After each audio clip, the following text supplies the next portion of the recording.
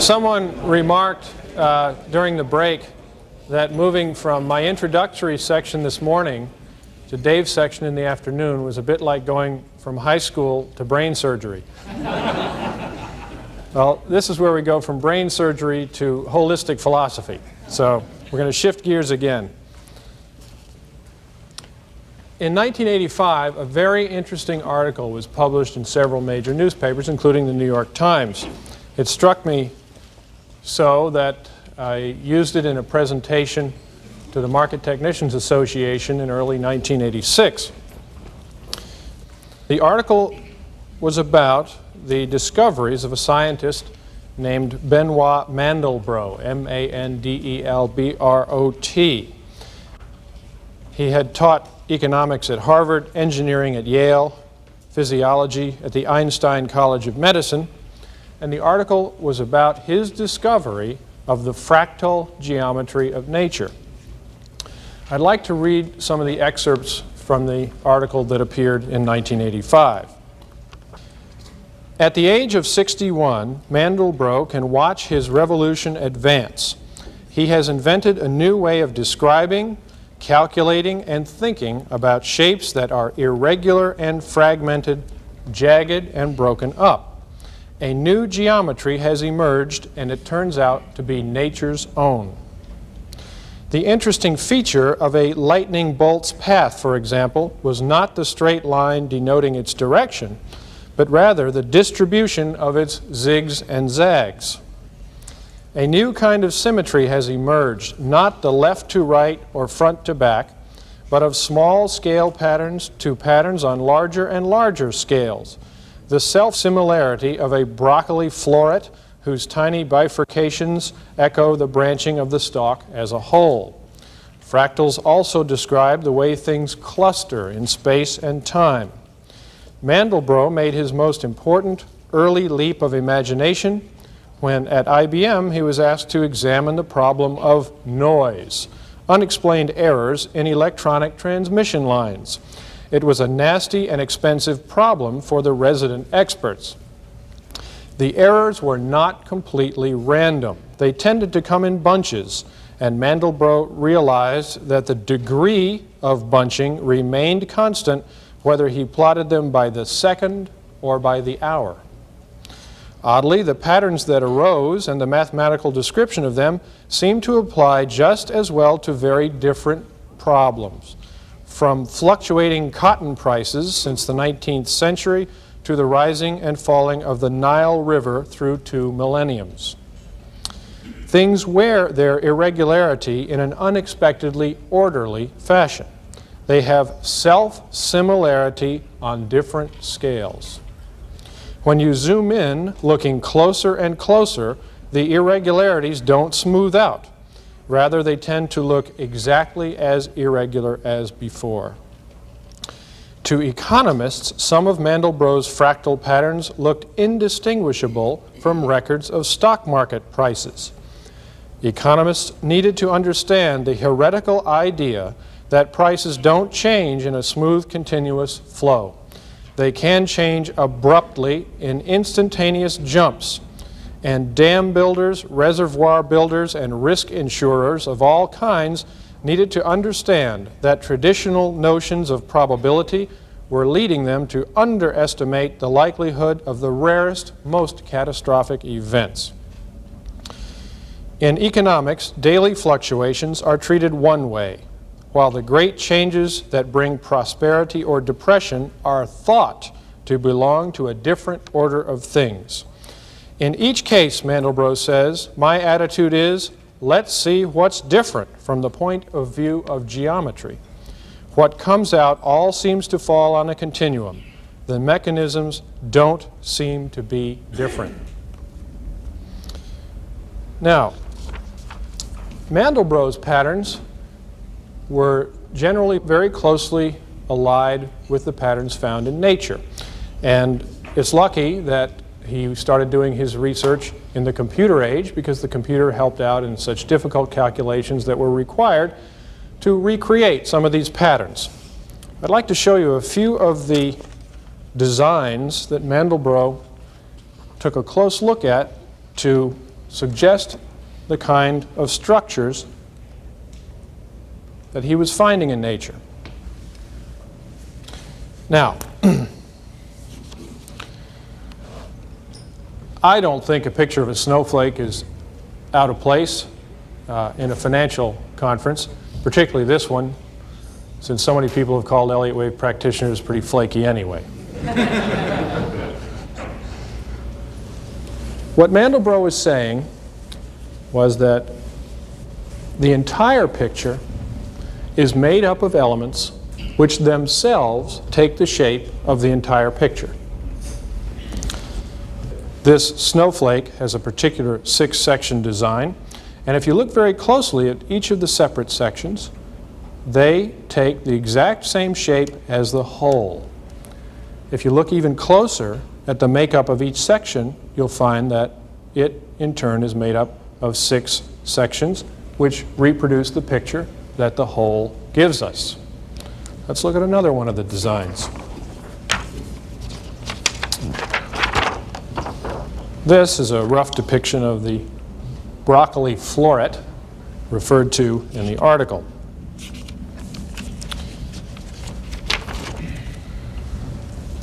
Notice we have the same thing going on here.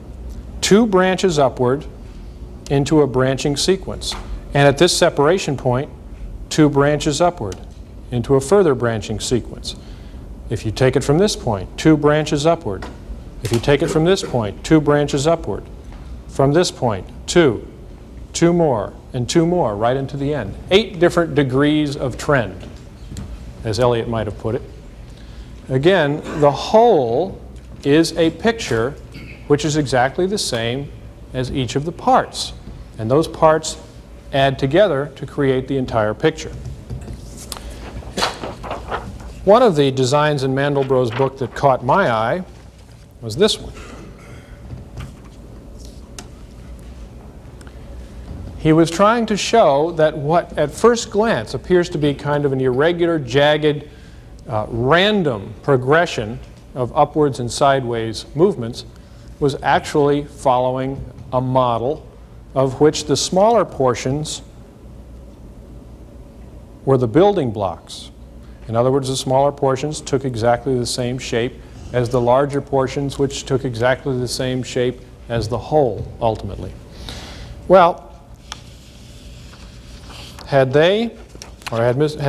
Mandelbrot, instead of using sideways to denote what in the stock market would be corrections, used declines, we would have a picture that is very close to what the average stock market chart looks like.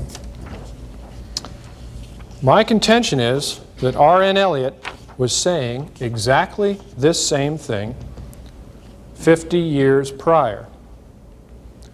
He said if you take a look at the whole and then look at its components, you will find that the component takes the same shape as the whole. This 1 and 2 is the same shape as this 1 and 2 in circles. If you look at the component of this 1 and 2, you'll find the same shape. And if you go down to this degree, you'll find the same shape. So the building blocks take the exact same shape as the larger elements, which take the same shape as the larger elements, and so on, and to the highest observable degree.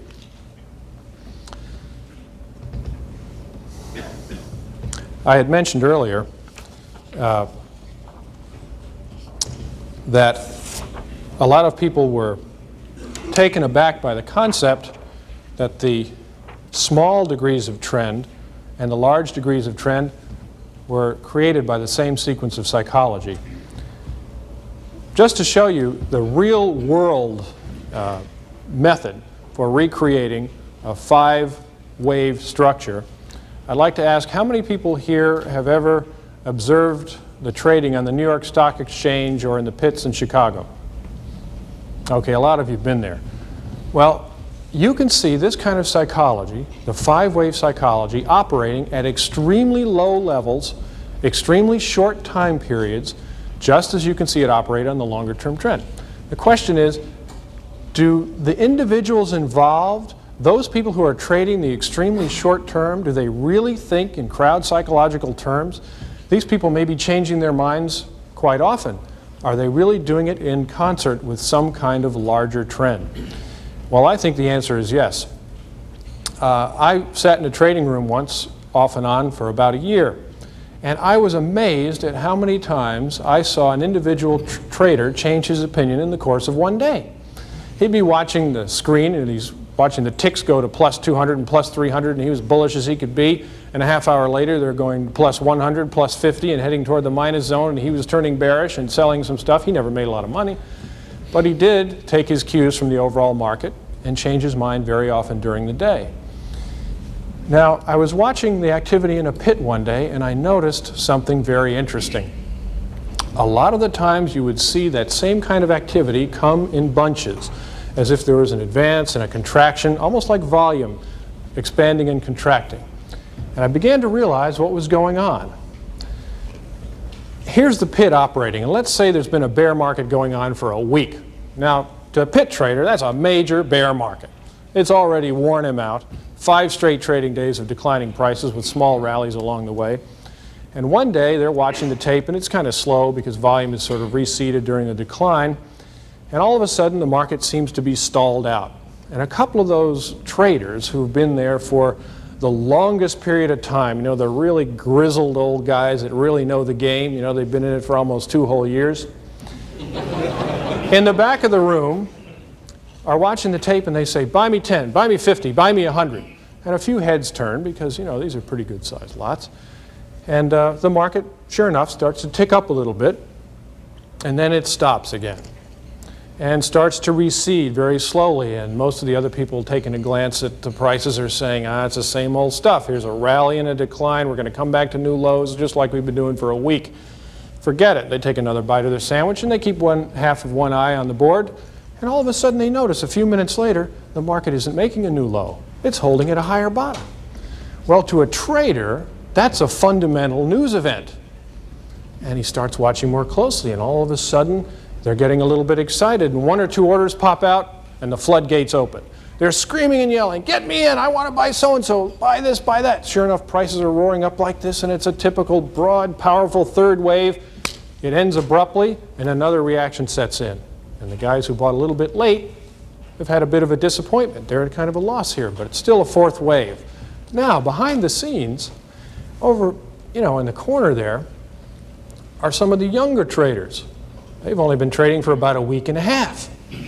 But they're keeping an eye on this action, and they're saying to themselves, man, look at the money we could have made just then. Look at that wild move. God, if I'd only been long. I tell you what, if this market starts up again one more time, I'm going to buy it. I'm getting ready. He's watching closely. Sure enough, it starts up again. Those young guys are starting to yell their orders, buy me one, buy me one. The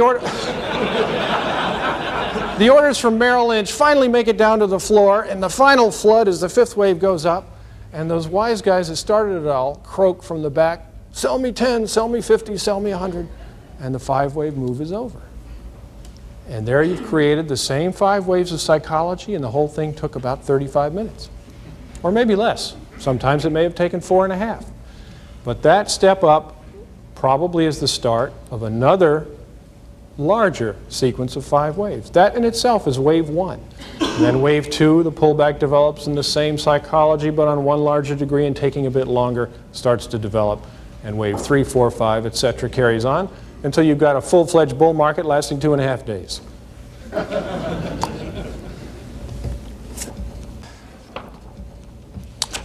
Well,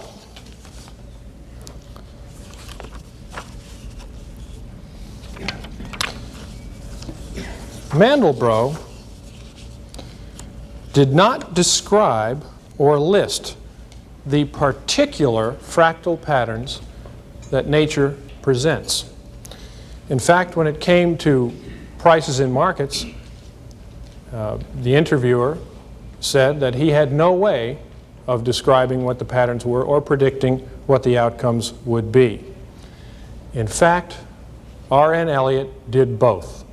He described the real-life patterns that occur in the market, and then he began to develop, through observation, rules and guidelines which would help him predict what the next pattern was going to be and ultimately where it was likely to carry. Now, what's probably most important at this point to keep in mind is that all of Elliott's work was done empirically. He did not come to the market with a preconceived notion about what he was likely to find. He didn't sit up in an ivory tower and say, well, I'm interested in squares. 9 and 16 is the squares of 3 and 4, and I think maybe the market should follow this kind of pattern. Or like someone else might observe the music of the spheres and the movements of the planets and say, well, this is the way we should see things develop in the stock market. He didn't do that. The man was a practical gentleman. His training was in accounting, and the basis of accounting was to look at bits of data and come up with a concept for the whole. And that's what Elliott did in developing the wave principle. He did not come in with a preconceived notion. In fact, he ultimately developed the mathematics of the wave principle, but he actually wasn't the one who discovered the connection. Again, Charles Collins comes into play. He's the man that Elliott first wrote to back in the 1930s and revealed his discoveries to. And one day, several years into their correspondence, Charles Collins wrote Elliott a letter. And he said, by the way, did you happen to notice that the number of waves you claim to identify in market movements recreate the Fibonacci sequence? And Elliott, for all practical purposes, said, what's that? He'd never heard of it. Well, he began to do some reading, and with each passing page, the scales began to drop from his eyes.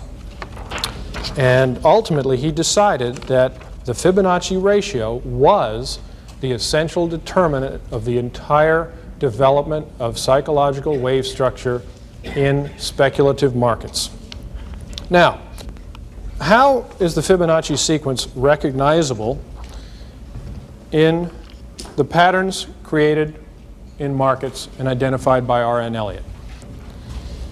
If you draw the simplest expression of a bear market, you get a single line from top to bottom. That's a bear market.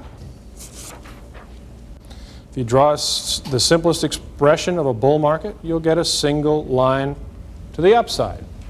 If you want to draw an expression of the entire cycle, bull and bear, up, down, a total of 2 lines or 2 waves. Now, if you drop down to the next degree and observe how those waves are constructed on the next degree of trend, you will observe that a bear market subdivides into 3 waves, a bull market into 5, the complete cycle into 8. If you look at the subdivisions of the waves within the 3-step bear market, you'll see 5 down, 3 up, and 5 down for a total of 13, a total of 21 waves upward in a bull market, a total of 34 waves in the complete cycle at that degree.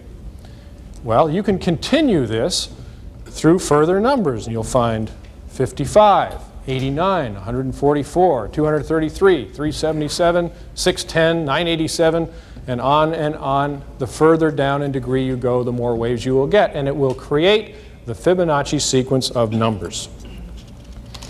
Well, what is the Fibonacci sequence of numbers?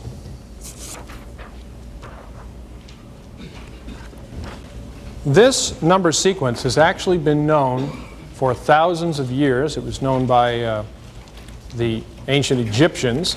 So it's fascinated human beings for about as far back as history goes. First, we're going to look at some of the mathematical properties and then try to decide why this is of importance to us in the endeavor we have before us, which is to decide what the Elliott wave principle is all about. The way the Fibonacci sequence is created is to take an initial number, starting with the number 1, and add the preceding number to it to get the next number. In this case, starting with the number 1 and adding the preceding number, well, there isn't one, so 1 plus 0 is another 1. If you take this digit and add the preceding number, 1 plus 1 gives you 2. Starting with 2 and adding the preceding number, 2 plus 1 gives you 3. 3 plus 2 is 5. 3 plus 5 is 8. 8 plus 5 is 13, 21, 34, and so on. As the sequence moves outward, the ratio between adjacent numbers approaches an irrational number, a number that cannot be expressed in a finite number of digits after the decimal point, and that number is 0.61809, on and on and on and on. The ratio between the first two numbers, 1 and 1, is 1.00. The ratio between 1 and 2 as a fraction is 0.5. The ratio between 2 and 3 is 0.66666, and so on to infinity. The ratio between 3 and 5 is 0.6. Between 5 and 8 is 0.625, 0.615, 619, 618, and so forth. And within a few terms, you have gotten very close to the three-digit number 0.618. Let's look at the inverse of those ratios. Well, 1 over 1 is still 1, but instead of putting 1 over 2, let's put 2 over 1, so that we've got the inverse. That gives you a ratio of 2. 3 over 2 is 1.5. 5 over 3, 1.666, etc. 1.60, 1.625, 1615, 1619, and again, you are approaching 1.618. In other words, as the numbers go out in the continuum, the ratio between adjacent numbers approaches a limit, which can only be defined as the number which is being approached, and that is phi, P-H-I, otherwise termed the Fibonacci ratio or the golden ratio. Now, ratios between adjacent numbers are 0.618 and 1.618. Between alternate numbers, the ratio is 0.382 and 2.618 for its inverse. This number sequence has numerous fascinating properties. Not only is 0.382 the product of 0.618 times 0.618, but it is the net result of subtracting 0.618 from 1. That's just one example. Our book lists many more, and there are other books on the subject that can cover that. That doesn't pertain directly to markets, so we're going to continue along this line and look at another aspect of this particular sequence. One thing that is almost never pointed out, in fact, I've never seen it pointed out with respect to applying it to financial markets, is that the Fibonacci ratio is the governor of additive sequences of this type regardless of what numbers you start with. Now, most errors are made in the market by people who claim to be Fibonacci theorists, you know, and they sell software about how to count 55 points in 34 days and 13 hours and things like that. There's a basic flaw, and that is that the numbers themselves are not critical to determining the fact that the ratio is present between adjacent numbers. To illustrate that, let's pick two numbers out of thin air. I did this up and just pulled the number 17 and 352 out of nowhere and said, let's see what happens along this additive sequence. 17 added to 352 gives you 369. 369 plus 352 gives you 721. 721 added to 369 gives you 1090, 1811, 2901, and so on. You're taking two adjacent numbers to create the third, and that creates your sequence. Let's look at how the ratios behave as you move out toward the end of the sequence. The ratio between 17 and 352 is 0.048, not even close to 0.618. 352 over 369 gives you 0.954. Then the next two numbers, all of a sudden, 0.512, 0.661, 0.602, 624, 616, and within just a few calculations, you are right back to 0.618, which is the governor of these additive sequences. So don't assume that because Fibonacci ratios are important in this whole picture, that the Fibonacci numbers themselves are always what is most important. In a sense, the numbers 10 and 6 are Fibonacci numbers, at least in their relationship to each other. 6 is about 618 of 10. Well, I'm sure we all remember, getting back to high school here, the number pi, which is point, or 3.1416, et cetera, et cetera, et cetera. That's another one that goes on forever. It is the governor of a geometric pattern called a circle. It's an important number in mathematics, certainly, but what I notice about this particular number is that it is governing a pattern which is static. It doesn't move, it just sits there. A circle merely is.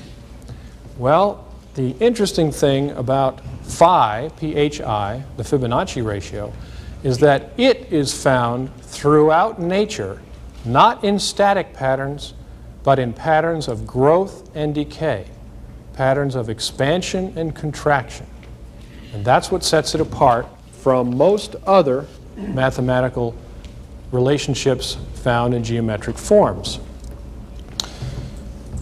The most common expression, other than development of Fibonacci numbers in some plants and animals, is the depiction of spiral growth along the Fibonacci or golden spiral.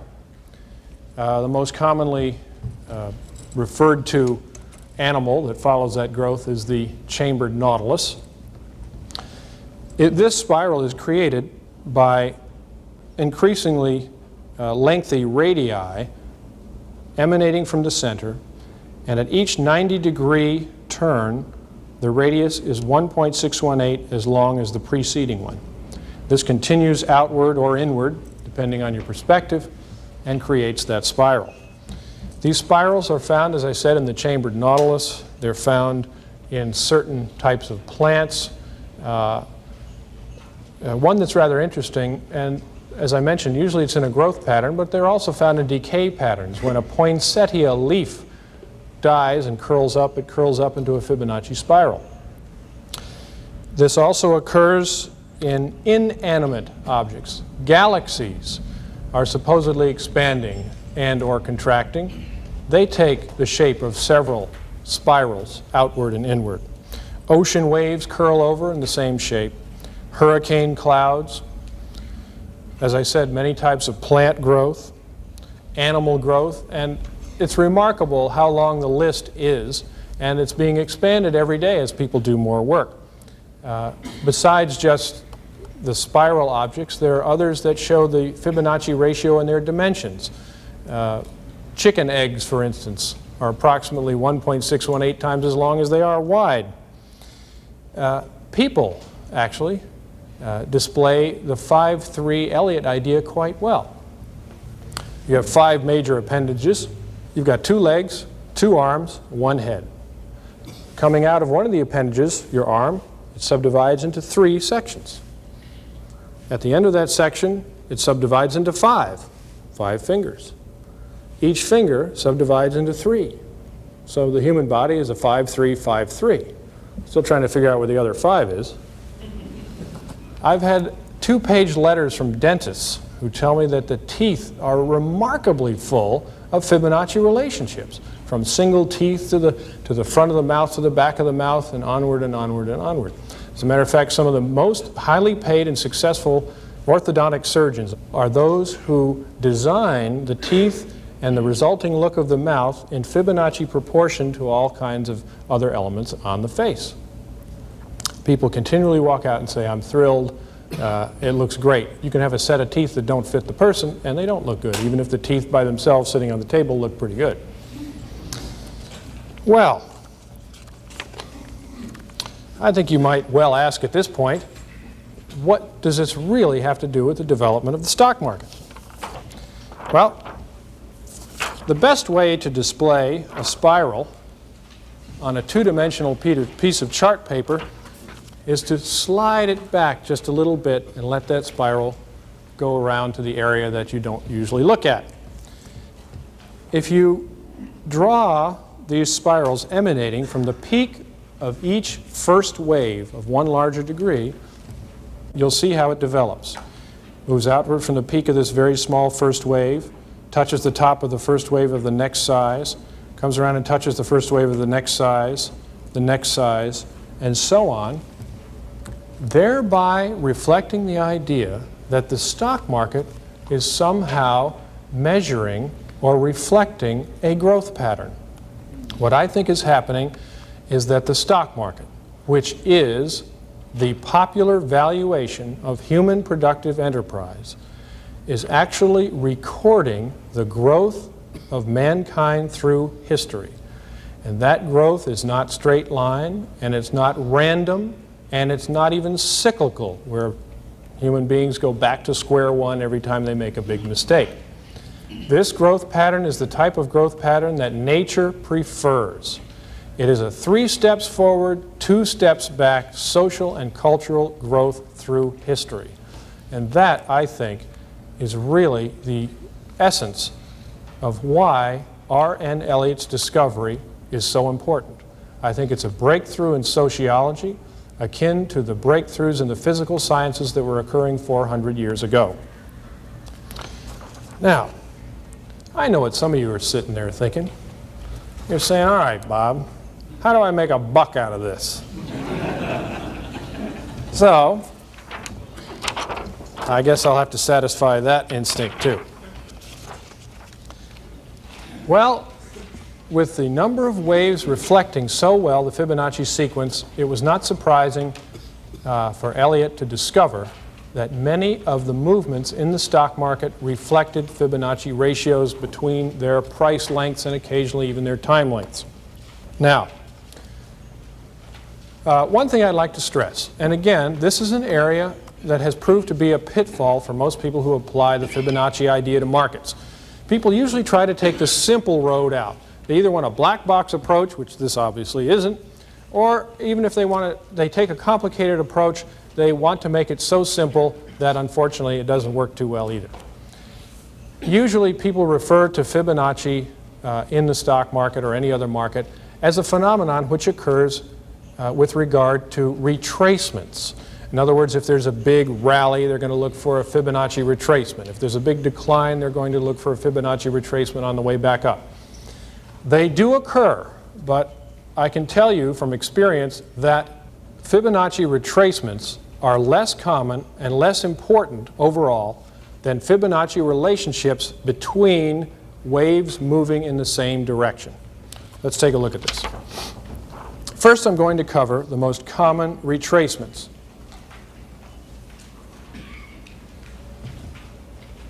And you know what? They're all on this page. This is it. In a 5-wave sequence, a second wave will very often retrace about 61.2% of the first wave. At least as common is a 38.2% retracement of the first wave. Unfortunately, second waves are fairly unruly. Sometimes they don't hit either one of them. They'll stop at a 50% retracement. I've seen second waves retrace 99% of wave 1.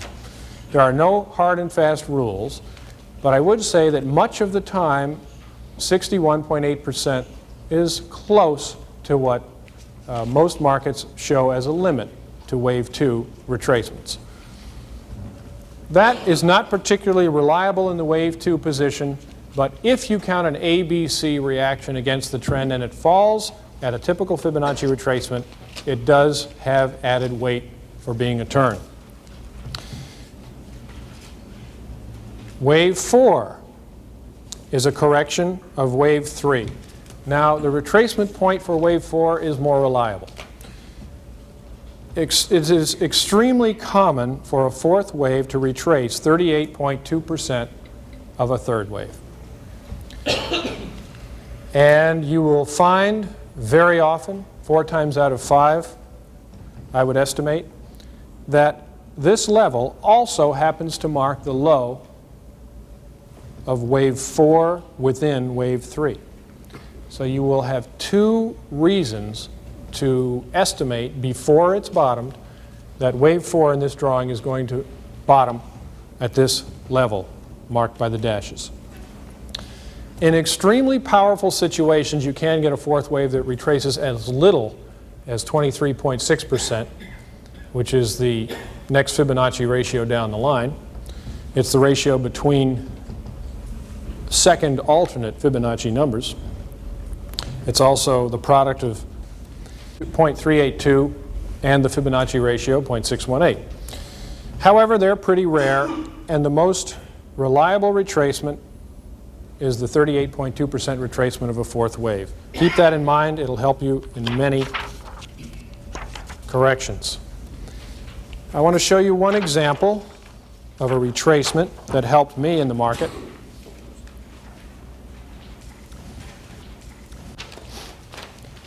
This decline in 1984 occurred following the 1982-83 rise, or 1982-84 rise, excuse me, primary wave 1 of the cycle wave bull market of the 1980s. Now, the previous fourth wave lay very close to the top, and the top was completed with a diagonal triangle in the fifth wave position.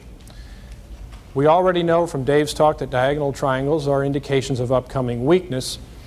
I was not ready to believe that we would see only a 23.6% retracement, although we did monitor that number and the previous fourth wave as well, which was at 1158 on the Dow. But much more likely was a full 38.2% retracement, at least, of the preceding five-wave structure. Now, the fascinating thing about applying Fibonacci ratios is they are applicable at all degrees of trend all the time.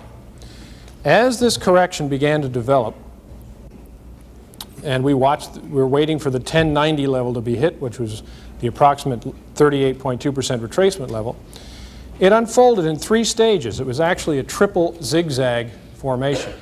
Well, it turns out that each one of these zigzags was 0.618 times as long as the preceding one. As we got just a few days from the new low, which occurred in July, you can see what the Elliott wave theorist had to say. If the last zigzag is 61.8% as long as the preceding one, the market should bottom at about Dow 1083, which was only 7 points from the original estimate. And the actual hourly low was 1083.59. You can use these Fibonacci ratios to your advantage, particularly if you look at all the degrees of trend, or as many as you can, throughout your analysis. Of course, the rest, the history you know, we had a turn there, the market took off and went to a new all-time high. Well, that's about all I have to say about retracement in terms of Fibonacci relationships. Much more common are Fibonacci relationships between waves which do not touch each other. That is, they are not adjacent. They are not retracements of the preceding move, but they are within the same pattern. Let's look at the two most common.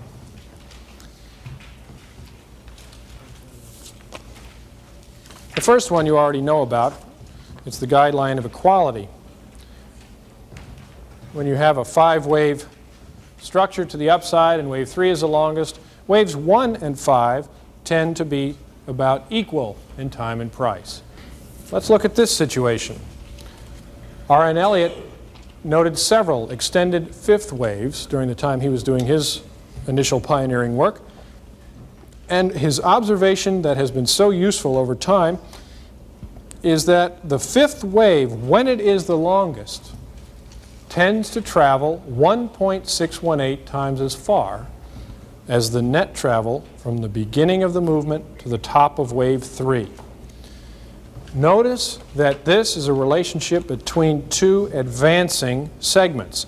They are separated by wave 4 here, which is not part of the relationship. It does give you the beginning of the calculation of how long wave 5 is, but the relationship there is between two impulse sectors of the entire movement. Here's one example from Elliott himself. This occurred in the 1932-1937 bull market.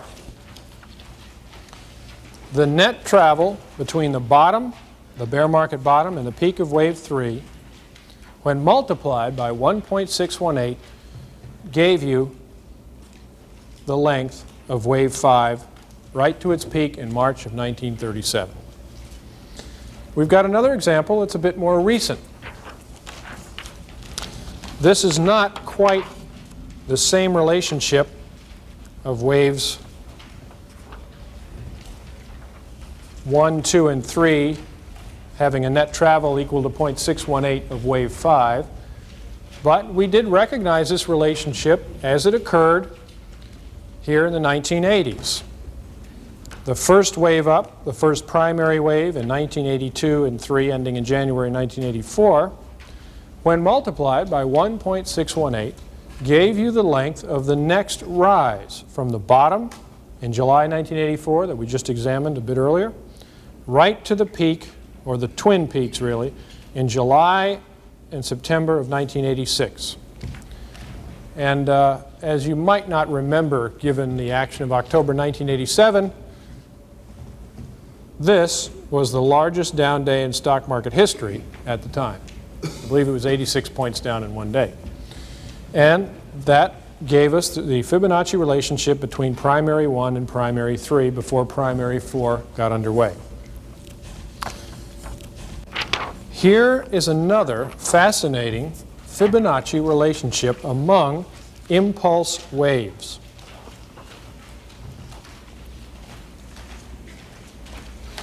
Now take a good look at this chart. I think this is a fascinating series of relationships. The 1932 to 37 bull market, cycle wave 1, had a rise of approximately 377% in terms of the gain. Wave 3, from 1942 to 1966, went up approximately 987%. And the rise from the 1974 low to the 1987 high, again, was just off 377%. Do you notice anything about those numbers? They're all Fibonacci numbers. I don't know whether that's coincidence or not, but one thing I'm convinced is not coincidence, and that is that the net travel in percentage terms of cycle wave 3 is 2.618 times the percentage gain of wave 1 and of the 1974 to 1987 rise. 987, in other words, is 2.618 times 377. All right, let's look at a couple of other Fibonacci relationships. We've done impulse waves. Now let's look at corrections.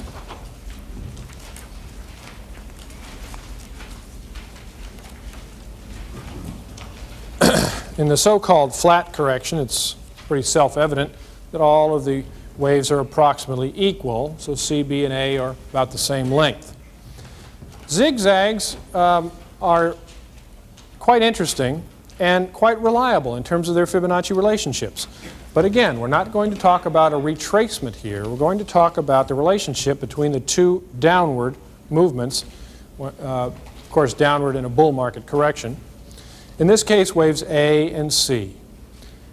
Waves A and C very often are equal in length. And when that calculation is coupled with one of the others, say like the previous fourth wave coming into view, it can be a very powerful indication that a turn is upcoming. If wave C is not equal to wave A, it's very common that it will be a Fibonacci multiple of wave A. In other words, 1.618 times the length of wave A, or 0.618 times the length of wave A. Extremely reliable relationships.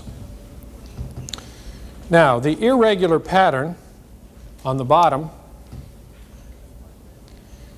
is my favorite one. And the reason is everybody else on Wall Street is faked right out of their socks. When wave A comes down, people get a little bit worried, but when wave B makes a new high in an irregular flat pattern, caution is thrown to the wind. Remember the kind of psychology that attends a B wave in the first place. It's ebullient, it's hopeful, looking for any reason to be bullish, a lot of speculation going on. When that market hits a new high, that is really cemented as powerfully as it can possibly be. Well, then wave C gets underway. Of course, if you're an Elliott analyst, you're noticing that this is a 3-wave advance, not a 5. Wave C gets underway, and people don't believe there's a problem until it breaks the low of wave A. You can't imagine how many times you see, well, if we get to a new high, I'm turning bullish, and of course it does right here. And well, if we break the old low here, I'm going to have to turn bearish, and it does. And people get caught right at the bottom going short, and wham, the market takes off again.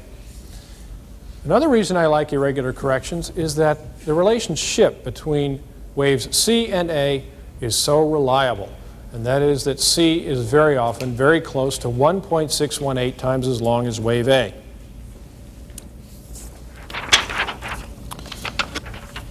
Here's one example from 1974 through 76 in the gold market. This one doesn't happen to be precise, but it's quite close. Remember, I discussed what goes on psychologically here. We completed 5 waves up in March of 1974, had our A wave down, and when gold hit a new all-time high and broke out in late 1974, particularly with gold legalization right around the corner, it trapped every bull in the book. There was one subtle problem with that wave which said loud and clear, this is a B wave, this is not the start of a new impulse movement to the upside. Gold stocks were refusing to rally to a new high. In fact, they had gotten hurt very badly in wave A and were just struggling to a partial retracement while gold was making new highs as if nothing else was wrong. Technical weakness is very clear in a B wave. Of course, the very last day of 1974 was the peak, and then we had a 5-wave decline for wave C, which bottomed at $103.50 an ounce, approximately equal to 1.618 times the length of wave A. And that completed the correction. Now, sometimes, as I mentioned before, the relationships between, say, a C wave and an A wave can be doubly useful if they confirm a Fibonacci relationship that has already become evident from the larger picture. I want to give one example from real-time analysis from the Elliott wave theorist. In February of 1983, I was looking for a top in the gold market. Now, I want to show you some of the reasons. The wave structure was very important. The rally that had occurred from the 1982 low was taking an A, B, C shape, not the typical 5-wave structure you would have expected if gold were about to blast off to a new all-time high. Another thing became clear as we crossed $500 an ounce. At just above that level, we would hit a point at which 2 Fibonacci relationships would be in place. First, at just above $500 an ounce, we would have retraced 50% of the decline from 720 down to that 1982 low. At the very same level, we would have retraced 38.2% of the entire drop from $850 an ounce. I thought that was a pretty interesting point to watch. As we got closer, what was going on in the internal wave development?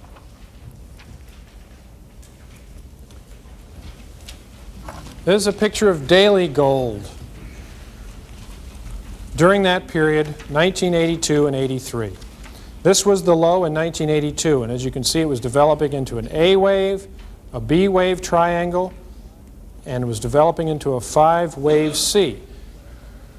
But the thing that supported the case for a top here, forgetting the technical indicators and other things like that, was that wave C from the end of the triangle would be 0.618 times the length of wave A at just over $500 an ounce, somewhere in the 510 to 520 area. It peaked at $511.50 an ounce in February and crashed. So these Fibonacci calculations are very useful if you'll do 2 things. Number 1, always make sure that you are applying the Fibonacci ratios with regard to the Elliott wave patterns.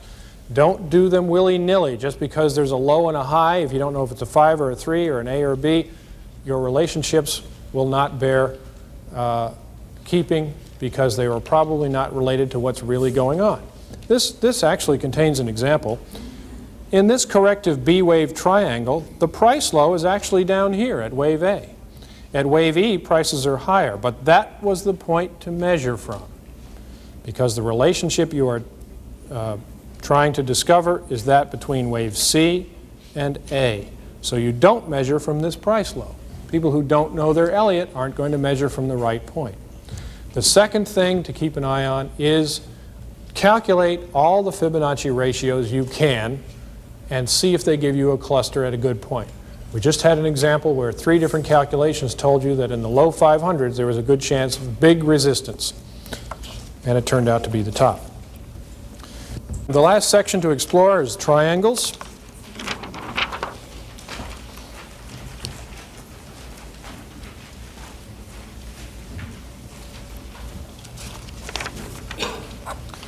And this is quite simple, really. Again, retracements come in many different types in terms of the percentage of the previous decline or rally. However, it does appear to be the case very often that at least 2 of the waves will be related by Fibonacci, and they are 2 waves which move in the same direction. In other words, wave C in a contracting triangle will be 0.618 times the length of the wave A decline. Not the wave B rally, but the preceding decline. And or wave E will be 0.618 of the wave C decline. In an expanding triangle, of course, the inverse is true because those waves are longer, but those Fibonacci relationships are very reliable. At least one tends to occur in the middle of a triangle. Here's one example from real time, again from the Elliott wave theorist. I mention it because it occurred on such a long-term trend, people could hardly imagine that this kind of relationship would hold over a period of years, but it does. In this bond market decline, from very shortly after it started, the analysis strongly suggested that a triangle was in force, one way or another.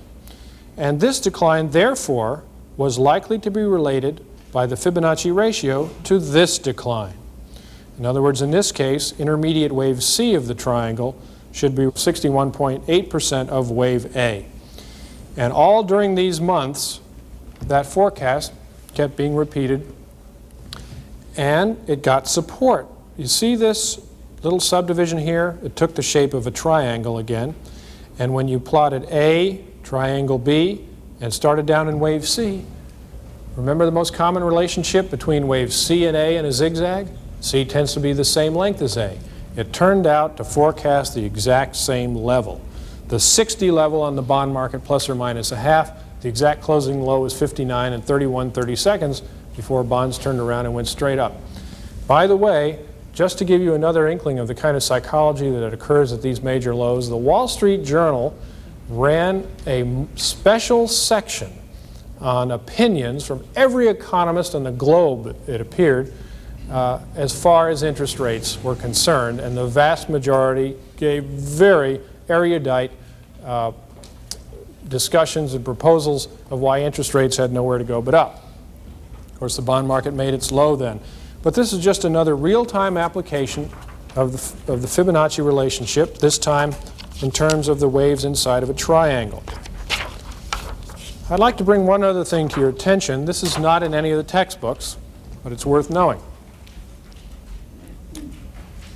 Sometimes triangles do something that is best described as extend. They create extensions. Look at this triangle in silver. You had A down, a B up, C, D. By all rights, that should have been the end of it with the E down. But E itself took 5-wave triangular shape, going 1, 2, 3, 4, 5 into the final low. I've seen several of these developments. What's most interesting about it is the number of times that the 618 relationship repeated throughout that form. One declining wave after another was 0.618 of the previous one, spiraling down to the center and getting ready for another impulse wave.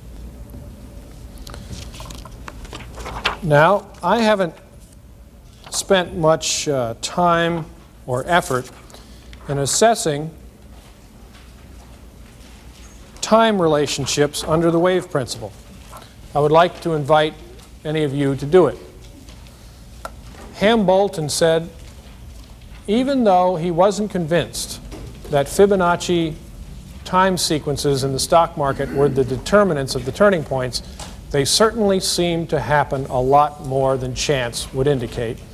And my sentiments are those exactly. I don't feel that very often I can rely on a time length in the market being 13 days or 21 weeks or 5 months or whatever. But it is remarkable how many times the Fibonacci numbers crop up in terms of time. Those of you who've read Elliott Wave Principle, it's published 10 years ago, will remember that in one point in the book we suggested that 1987 had a high probability of at least being some kind of turning point, because that was the year that marked a cluster of ends of Fibonacci time sequences. Even then, we didn't know about the 1982 low, which added yet another one. From the 1982 low, it was 5 years until 1987. From the 1974 low, it was 13 years to 1987.